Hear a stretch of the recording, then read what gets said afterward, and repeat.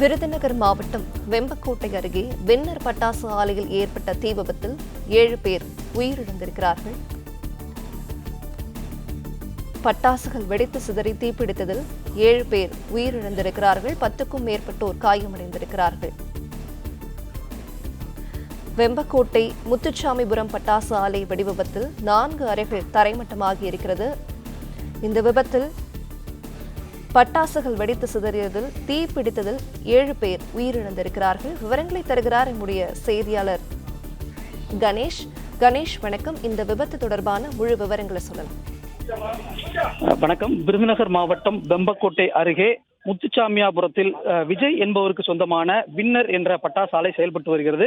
இந்த பட்டாசு ஆலையில் 100க்கும் மேற்பட்ட அறைகளில் 200க்கும் மேற்பட்ட தொழிலாளர்கள் பணியாற்றி வருகின்றனர். இந்த நிலையில் இன்று வழக்கம்போல் பணியில் ஈடுபட்டுக் கொண்டிருந்த போது ரசாயன மூலப்பொருட்களில் ஏற்பட்ட உராய்வின் காரணமாக திடீரென வெடிவிபத்து ஏற்பட்டிருக்கிறது. இந்த வெடிவிபத்தில் 4 அறைகள் முழுவதுமாக தரைமட்டமாகி இருக்கிறது. அந்த பட்டாசு ஆலையில் பணியில் ஈடுபட்டு கொண்டிருந்த 4 பெண் தொழிலாளர்கள் உள்ளிட்ட 7 தொழிலாளர்கள் சம்பவ இடத்திலேயே உடல் கருகி உயிரிழந்திருக்கிறார்கள். மேலும் சிலர் காயமடைந்துள்ளதாக தெரிவிக்கப்பட்டிருக்கிறது.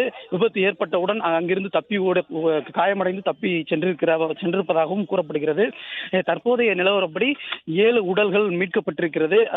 அந்த 7 நபர்களும் யார் என்பது குறித்தான விவரங்களை காவல்துறையினர் சேகரித்து வருகிறார்கள். ஏனென்றால் உடல்கள் முழுவதுமாக தீயில் கருகி இருப்பதன் காரணமாக அவர்கள் யார் என்பது குறித்தான தகவல்களை தற்பொழுது காவல்துறையினர் சேகரித்து வருகிறார்கள். தற்பொழுதும் கூட மீட்பு பணி என்பது தொடர்ந்து நடைபெற்று வருகிறது.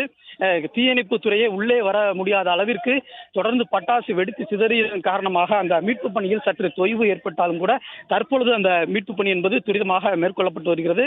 கட்டட இடிபாடுகளுக்குள் மேலும் தொழிலாளர்கள் சிக்கியுள்ளார்களா என்பது குறித்து தீயணைப்பு துறையினரும் தற்பொழுது காவல்துறையினரும் தொடர்ந்து அந்த மீட்பு பணியில் ஈடுபட்டு வருகிறார்கள். இங்கு ஒரு பதட்டமான ஒரு சூழலை நிலவி இருக்கிறது. தொடர்ந்து அடுத்தடுத்த அறைகளில் லேசாக அந்த தீ விபத்து ஏற்பட்டுக் கொண்டிருப்பதன் காரணமாக பொதுமக்களை அப்புறப்படுத்தும் பணியிலும் காவல்துறையினர் ஈடுபட்டிருக்கிறார்கள். இந்த விபத்து என்பது ஒரு மிகப்பெரிய கோர விபத்தாகவே பார்க்கப்படுகிறது. தற்போது வரை 7 பேர் உயிரிழந்திருக்கக்கூடிய நிலையில் உயிர் பலி எண்ணிக்கை மேலும் அதிகரிக்கலாம் என்றே கூறப்படுகிறது. இந்த விபத்து தொடர்பாக காவல்துறையினர் தற்பொழுது தொடர்ந்து விசாரணை மேற்கொண்டு வருகிறார்கள். உயிரிழந்திருப்பவர்கள் யார் என்பது குறித்தான விவரங்களையும் சேகரித்து வருகிறார்கள்.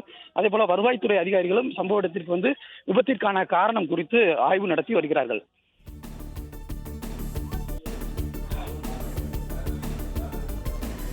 பட்டாசுகள் வெடித்து சிதறி தீப்பிடித்ததில் 7 பேர் உயிரிழந்திருக்கிறார்கள்.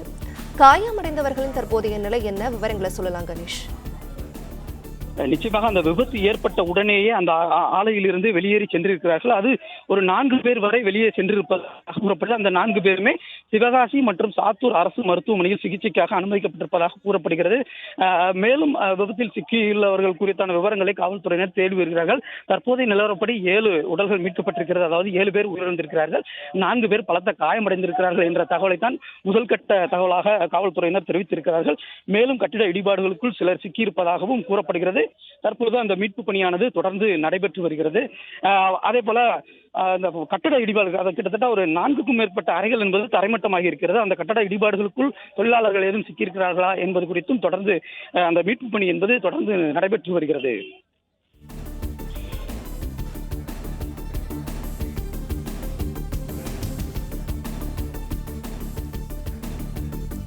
விவரங்களுக்கு நன்றி கணேஷ்.